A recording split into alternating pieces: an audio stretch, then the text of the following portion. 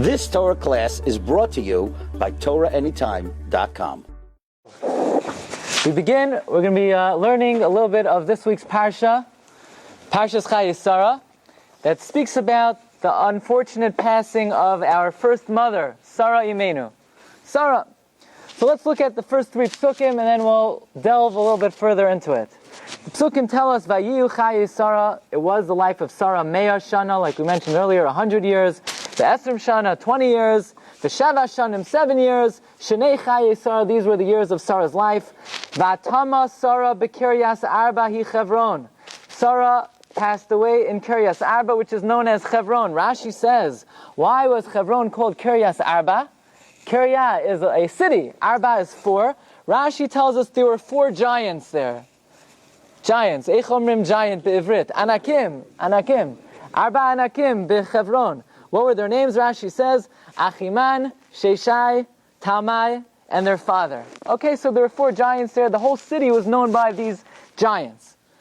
Now we have to understand, why is it necessary for the Torah to tell us at this point that the reason why Chevron was called Kiryas Arba is because of the 4 giants? The Torah has already mentioned the city of Chevron many, many, many times. And pinked here, pinked is Yiddish. Right here, the Torah says, why is it called Chevron? Why is it called Kiryas Arba? Because of the 4 giants. We haven't heard one word about these 4 giants until now. And over here, by the death of Sarah, the Torah tells us that the reason why Chevron was called Kiryas Arba was because of these 4 giants. Okay, we'll come to understand that. Be'eretz Canaan, she passes away in Canaan. Vayavoy Avraham, Avraham came, lispod l'Sarah, to eulogize Sarah, v'liv kosa, and to cry for her. So Avraham came to eulogize Sarah and to cry for her. From where did Avraham come?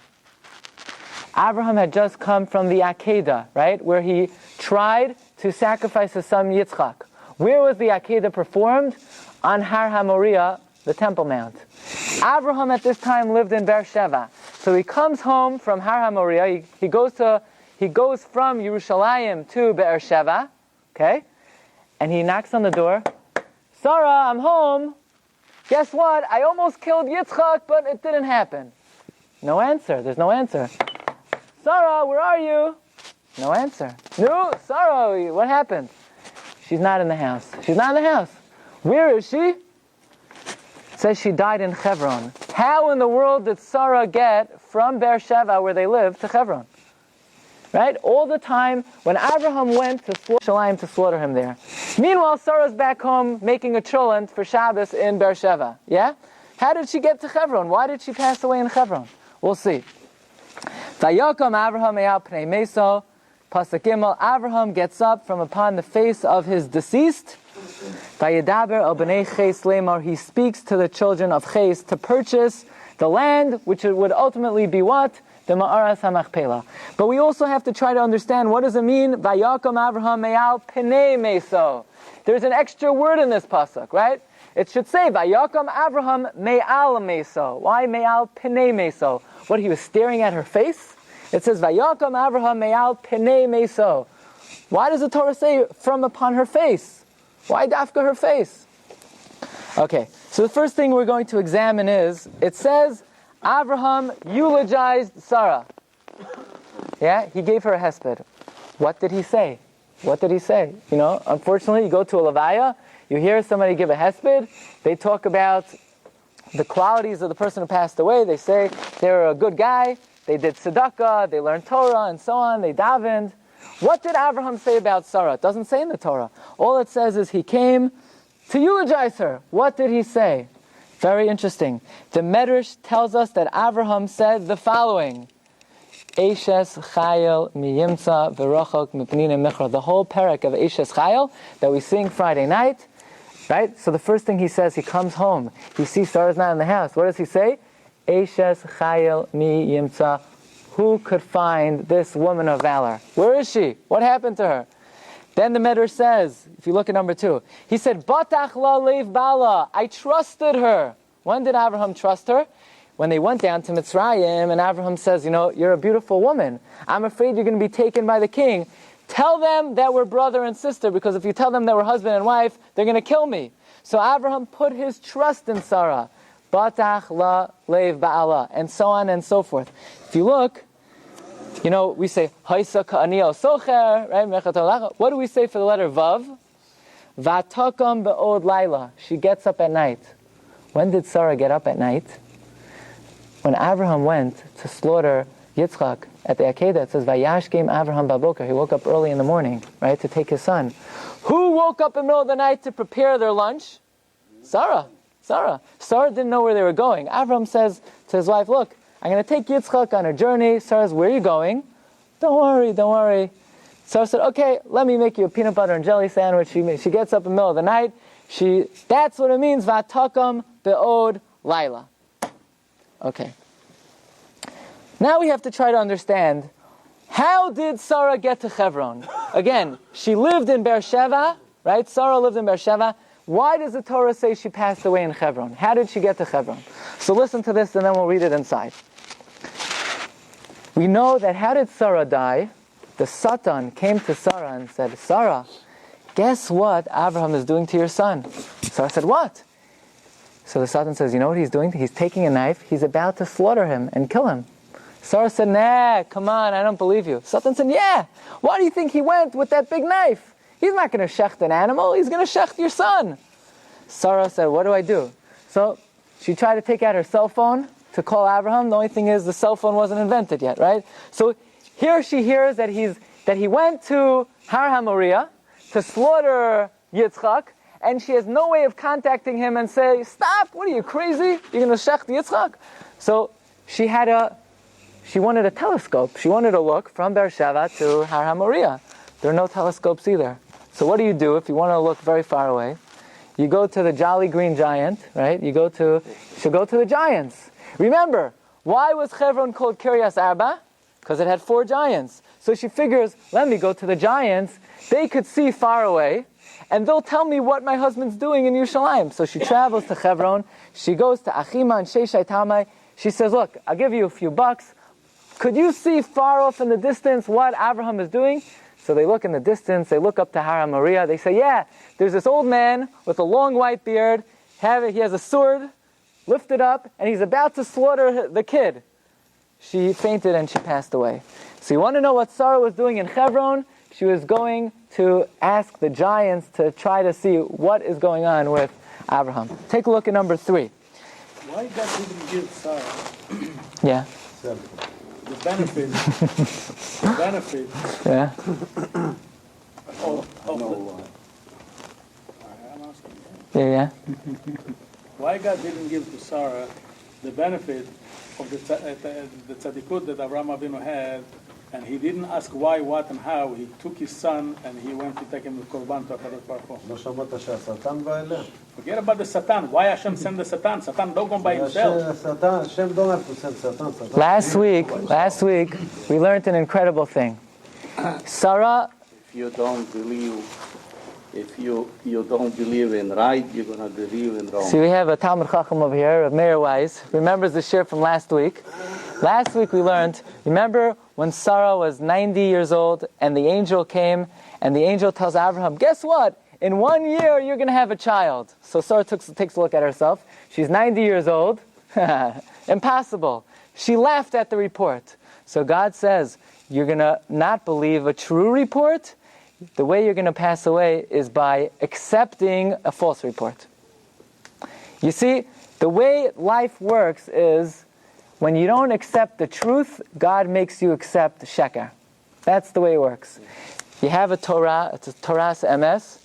You don't accept the truth, then Hashem says, you don't want to accept the truth, you will accept the biggest shekarim in the world. So Sarah did not want to accept the true report that she was going to have a child. She was forced to accept an untrue report that Yitzhak was killed.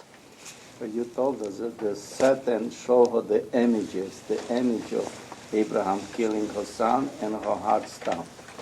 But now we learned that she went to Hebron. Yeah, another, actually it was another way. I heard Yeah. it, Yeah. The Satan showed, look, everybody knows, you can't believe what you see on, we don't say it in basic Knesset, you can't believe everything you see, right? So just because the Satan shows you pictures, most of the pictures we see on screens are not true, right? So you can't believe everything you see. He also says almost. Almost. Kemat v'lo nechshat. Until she got Right. Kemat, it was already too late. Yeah. She went. Right, very good. That she heard. When you say a psua to somebody, you got to be careful how you word it. That's exactly A right. little thing like this can just disrupt the whole thing. Yeah. One of the other things is that she had more prophecy than Avraham Avinu. She had more prophecy than Avraham Avinu, which is a topic that has to be discussed by itself. How is that possible? Okay, look at number 3. Look at number 3, second paragraph. This comes from the Sefer Shach al Torah. The Shach al Torah is referred to as one of the Gurei Ha'ari. What is a gur? What's a gur? Is a lion cub, right? A young lion. An ari is a mature lion. A gur, right? A gur is a lion cub, a young lion. The Arizal, one of the greatest Mekubalim of all time, had many students. One of his students was the Shach al Torah.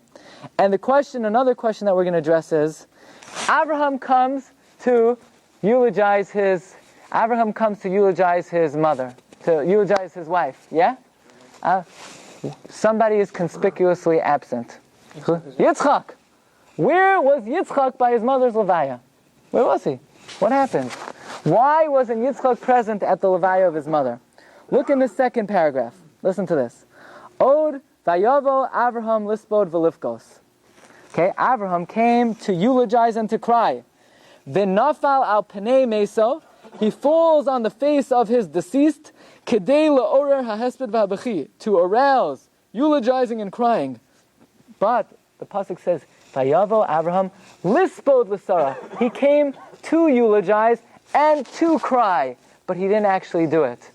Even though he came for the purpose of eulogizing and for the purpose of crying, he didn't actually give Sarah hesped, the Medrash says. Why?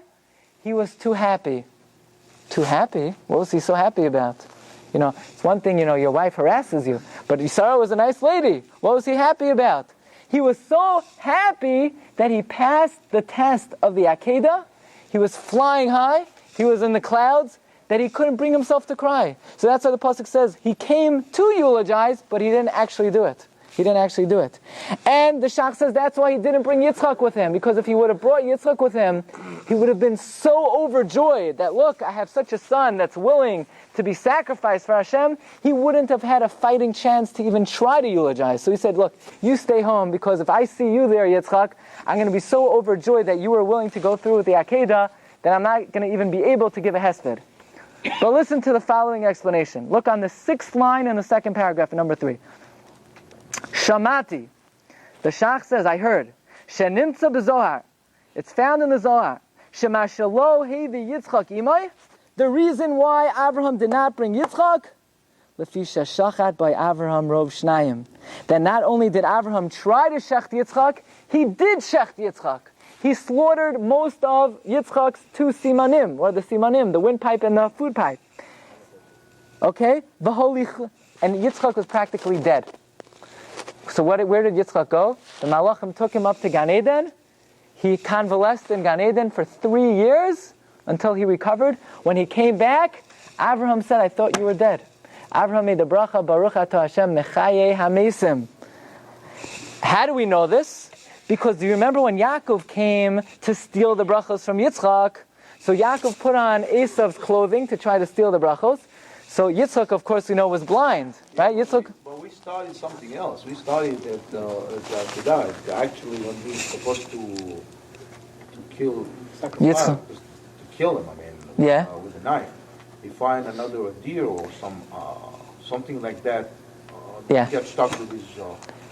and he killed that instead. So, in other words, some of the stuff that we study, that we learn by now. Correct. Totally, that's what the Chumash says, that instead of Yitzchak, he shechted the ayal. V'hinei ayal echad nechaz vasvach. But that he shechted completely. Yitzchak, he shechted 90%. There was still a little bit left with Yitzchak. So they said that he didn't touch him. He didn't touch him because... Okay, the way you have to read that, according to what we're saying, is that when the Malach cried out, don't do anything to him, it means don't do anything else. After he already took most of his life, the Malach said, don't do anything else. It's kind of contradiction. Slightly. It kind of makes you between, like, it is true, not true, or this, which story it is true, because this is kind of either or. This is the thing that he didn't kill him, nothing happened, and he go back home, and all of a sudden, he did cut him off. Actually he's dead, and then he got. So why got the deer? Why what? Why what? Why he got the deer for? If he cut Yitzhak, and he because the Malach said stop. At that point, he hadn't finished the karban. It's not good enough just to slaughter rov simanim. You have to slaughter the whole thing. So at that point, the Malach cried out, "Atas lo me'uma, stop, hold it right there." So instead, he slaughtered the ayol completely. Yeah, but it's also another thing. But he's saying that he come back home and he did pass the test and he's happy, but he passed the test that he didn't kill his son. So how come he's happy that how come he's happy that he killed his son? Because he's happy that when God asked him to do it, he didn't withhold. He didn't. Wait, no, hold on. I don't wanna. So let's talk about it after, okay? We'll talk about it after, okay? So look what he says. Remember when Yaakov came to take the brachos from Yitzhak, so what did Yitzhak say? Yitzhak couldn't see, he was blind, but Yitzhak smelled the garment of Yaakov, and he says, Yaakov, he didn't know it was Yaakov, he thought it was Esav, you smell like Gan Eden. How did Yitzhak know what Gan Eden smelled like? The answer is because he spent 3 years there recovering after the Akedah. That's what the Shachar Torah says. But if it says in the Pasuk, yeah. Malach told him, Al tishlach et Elochai el nar, that means if he already sent the hands to the nar, that means he already did. But if you say Al tishlach et el nar, that means he was about to and he didn't do it. So where did this come from? This is something else. This is the Zohar, and the other one we study about the... No, you're quoting a pasuk. The Zohar can't argue with the pasuk. Al tishlach yodo al hanar means don't continue to sin. Don't. Al tishlach means be'asid in the future. In the future. Which is totally different books. It's more into it. The one you studied, the 5 books, the Bereshit, whatever it is. I think it's in Bereshit. It's on Bereshit. It's not that more. No. Al tishlach yodcha al hanar. It's not a contradiction. Nothing in the Zohar could contradict the psukim. It just means al tishlach yodcha al hanar means don't continue. Tishlach is lashon asid. Don't continue to send forth. It's not the simple interpretation of the pasuk. It is one of the interpretations of the pasuk. Okay, I'm not going to get bogged down. Yeah. 3 years. 3 years. Yeah. So you're saying that he almost killed him, he died, he came back, and then he went back? It's not clear that he actually died. He suffered a fatal blow, and he had to recover. Okay? We'll leave it at that. We'll leave it at that. We'll leave the rest for you to think about. Look in Parshas Chayei in the beginning. Avraham now comes to the children of Chayei. He comes to Ephron to purchase a field, to purchase a plot of land. Okay? And there's one idea that Avraham tells them again and again and again and again. We know no phrase in the Torah is superfluous, right? Not one word in the Torah is extra. And if the Torah uses a phrase again and again, there's a reason why it uses it a second time, and if it uses it a third time, there's a reason it uses it a third time. Avraham comes to the Bnei Chayei, and he says, if you look in Pasuk Daled, Avraham says, Ger v'toshav anochi imachem, tenuli achuzas kever imachem, v'ekbera mesi, let me bury my deceased. Then again, Avraham says, Kivar mesecha, I want to bury, they say bury your dead. Then Avraham says, Likbar es mesi, to bury my dead. Give me this plot of land. Avraham says, Kivar mesecha, again. 7 times Avraham and the Bnei Chayei say to each other that the purpose of the purchase of this land is for what? To bury the dead. Now, of course it's to bury the dead. After Avraham says, I want to buy this land to bury my wife, what else would Avraham want to buy it for? Of course, he's buying the land to bury Sarah. Sarah's dead. He's not buying it to build a house for Sarah. He's not buying it to dance with Sarah. It's very clear that he's buying it to bury her. Why does the Torah have to reiterate again and again and again and again and again 7 times, Kivar Mesecha, to bury the dead? The first time Avraham gives him the money, shows him the money, look, I want to buy this land to bury the dead. So the rest of the conversation should be, should we buy the land? Should we not buy the land? Are we going to sell it to you or not going to sell it to you? Why do we have to reiterate every time, likbar es mesecha? Also, another point you have to think about is the first 6 times it says, kivar mesecha, to bury the dead, and the 7th time it says, v'es mescha kivar, the other way around. The first 6 times it says kivar mesecha, first the word kivar, and then mesecha, the dead. And the 7th time it says mescha, you're dead, kivar, to bury. How many people are buried in the Ma'aras HaMachpelah? 8 people and 1 head. Good, very good. Reuven got it. How many people are buried in Ma'aras HaMachpelah? 8 people and 1 head, right? Who's buried? Who's buried? Avraham, Sarah, Yitzhak, Rivka, Yaakov and Leah. Who are we missing? Adam and Chava, that's 8, and Esav's head. How they get buried there? The first one. Who buried them? Hold on, but were they buried there before even Sarah? Before Sarah. Before. In fact, you talk about the Zohar says when Avraham came to bury Sarah in the Ma'aras HaMachpelah, Adam and Chava got up. They said, you're not coming here. To Sarah and to Avraham. So Avraham said, what's the problem? They said, we're embarrassed to have Sarah come. Why? Because they said, if not for us, mankind would have never died. So we're responsible that Sarah lived only 127 years. It's too embarrassing for us. And the Zohar goes on to talk about the whole conversation, how Avraham had to convince Adam and Chava to let them bury Sarah there. But that's a different thing to talk about. But they were dead. They were dead. So how he talked to them? He talked to the dead? We'll leave that for now. We'll leave it for now. How many is that? We'll leave it for now. So altogether, 8 people. 8 people. Oh, Esav's head? Wait, but before Abraham bought The land. buried, Yeah. so Amshechet owned the land where Adam and Chava were buried. Correct. Now, okay, so again, how is it, if you want to know very briefly, how is Esav's head buried there? When Yaakov Avinu had passed away and the sons, the 12 Shatim, were carrying him back to bury him in the Ma'aras HaMachpelah, Esav said, you're not burying Yaakov there over my dead body. So they said, fine. And ultimately, they killed Esav and his head went rolling into the Ma'aras HaMachpelah. It's a separate topic in and of itself. So altogether, there were 8 people there, plus Esav's head. How many people were buried there at this time? Today? No. At the time when they're about to bury Sarah. Adam and Chava. How many more people were they going to bury there? 6. That's why Avraham says, Kivar Meisecha, 6 times. One is for Sarah. The second one is for Avraham. Kivar Meisecha Yitzchak. Kivar Meisecha Rivka. Kivar Meisecha Yaakov. Kivar Meisecha Leah. Yeah, he already, Leah.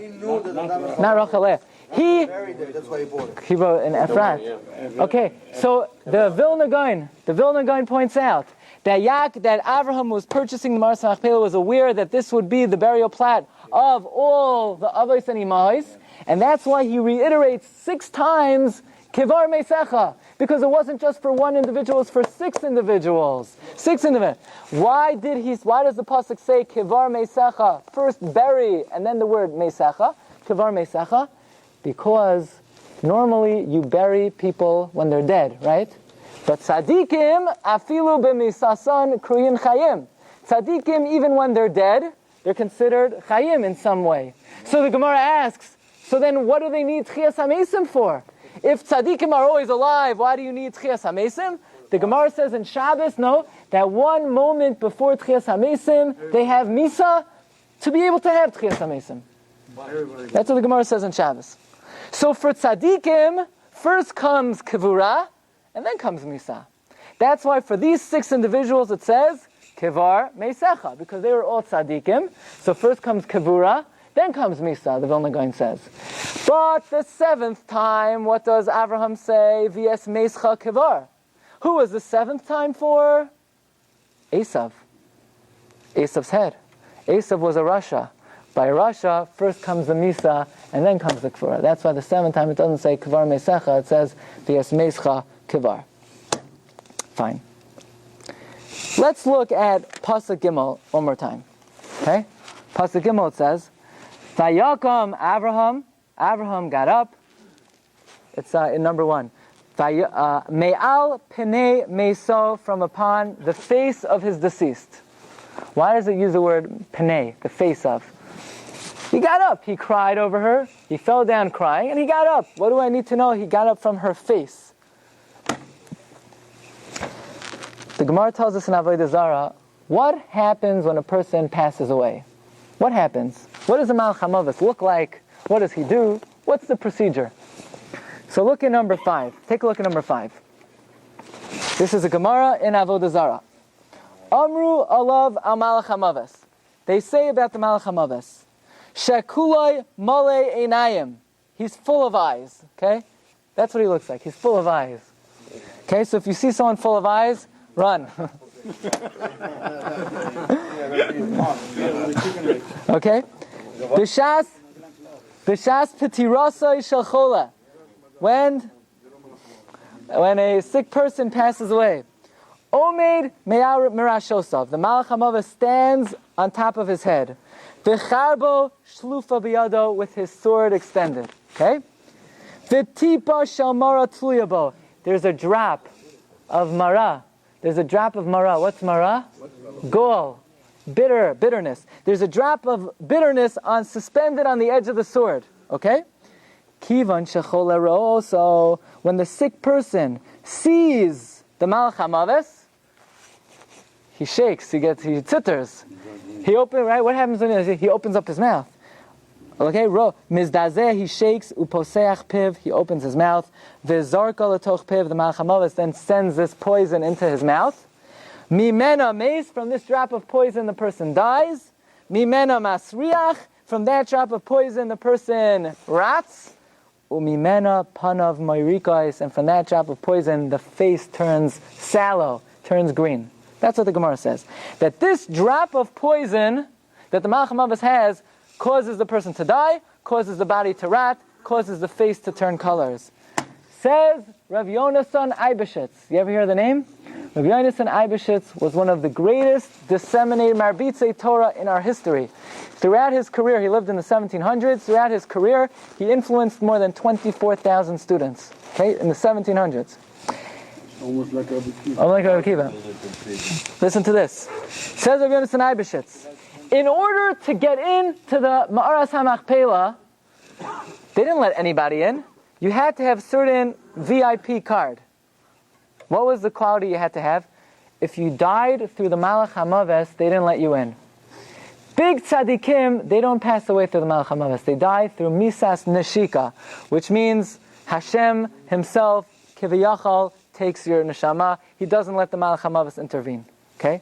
So Avraham Avinu, was Avraham around at the time that Sarah passed away? No, Avraham was at the Akedah by Har Moriah. Sarah was by Hebron. So Avraham was wondering, can I bury Sarah in Ma'aras HaMachpelah? How do I know how she died? Maybe she died with the Malach HaMavis. But there's one trick. He looked at her face. He saw Ein Panav Moirikais. He saw the face wasn't green. The face isn't green. He knew she died through Misas Neshika. That's why the pasuk says, Vayakam Avraham Me'al Pnei Mesa. He got up from her face. There was an indication on her face. Her face was shining. So obviously, she did not die through the Malach HaMavis. She died through the Misas Neshika. That's what Rabbi Yonasan Eibeshitz says. By the way, the Gemara says that these 3 drops, Mimena Meis, Mimena Masriach, Mimena Panav Moirikais. That's how a person dies. That's how the body rots. That's how the face turns green. You know what these 3 drops are? The Panim Yafos, the Hafla, says like this. The Mishnah tells us in Pirkei Avos, there are 3 things that take you out of this world. Hakina, v'hataiva, v'hakavoid, maitzian es ha'adam and ha'olam. There are 3 things that we have in this world that make us miserable, that destroy our lives. Kina, jealousy, because you can have all the money in the world, you can have all the possessions in the world, you can have all the happiness in the world, but you see somebody has something you don't have, oy, how it bothers you. Because you think he took it from you. The psychology of kina is he took it from you. What do you mean, but you never had it? No. if he wouldn't be here, I would have it. That's the way the Yetzer Hara works. The way Kina works is, and you can't live. It takes you out of this world. That's Kina. Taiva. The way, Mish Yeshlo Manet Rotza Masayim. You have $100, you want $200. You have, right? Yeshlo Masayim Rotza Dalin Meos. You have $200, you want $400. Reb Tzvi, a guy who has $100, how much does he want? 200. A guy who has 200, how much does he want? If I have 100, I want 1,000. I don't want another 100. I want 50. What? Again. I didn't want to What's your name? What's your name? What's your name? What's your name? What's your name? Ich Karina. What? Max. So listen. The Chazal tell us. Somebody who has 100, he wants 200. Yeah. Someone who has 200, he wants 400. So who's missing more? The guy who has 100, he only wants another 100. The guy who has 200 wants another 200. The more you have, the more you're missing. But this is what you call it? It's obviously we're all the same. I mean, if you have $1, you want to have 2. I mean, it's only for security. It's not to have. The way the Mishnah tells us in Pirkei Avos that human nature is, no matter how much you have, you want more. You want more. In fact, ta'ava is like salt water. It's like salt water. The more you take, the more you want. In fact, the Gemara tells us, Eiver katan yesh ba'adam. Masbio ra'ev. Every man has an Eiver katan. You satisfy it, it becomes more starving. You starve it, it becomes more, yes, it becomes more sad. That is the nature of all desire and all pleasure. The more you have, the more you partake, the less you have, the more you want. And of course,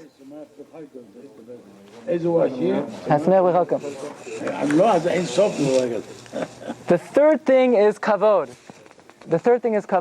If somebody desires kavod, there's no end. Because kavod is not a tangible thing. You should know, if a person wants kavod, there's no end to how much he could want. These are the 3 things that takes a person out of this world. These are the 3 drops of the Yetzer Hara, of the Malach HaMaves.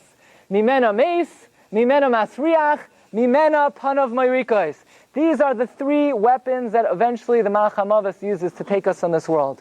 But even while we are here in this world, a person who indulges in kina, taiva, and kavod, he's physically here, but it's ke'ilu, he's already motzi min ha'olam. It's not a life.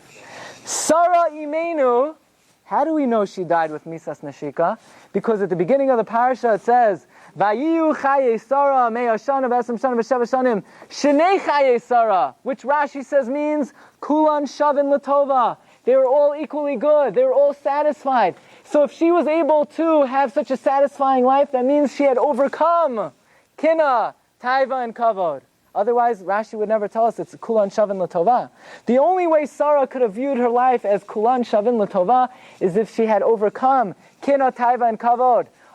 You overcome kina, taiva, and kavod, then the Malach HaMaves can't take you away with those 3 drops. Mimena meis, mimena masriach, mimena panav marikos. The only reason she went is because why? Misas neshika. Misas neshika, that's why she was allowed into the Ma'aras HaMachpelah. And that's why it says by Avraham, Vayakam, Avraham, Me'al Pnei Meso. He looked at her face, he saw in her face that she didn't die from the Malach HaMaves. Okay.